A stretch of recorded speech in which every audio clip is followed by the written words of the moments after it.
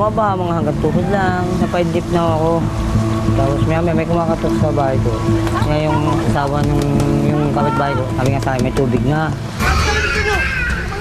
Lumika sina Tatay Chof sa kapitbahay na mas mataas ang lugar sa pag-aakalang ligtas na sila hanggang humupa ang baha.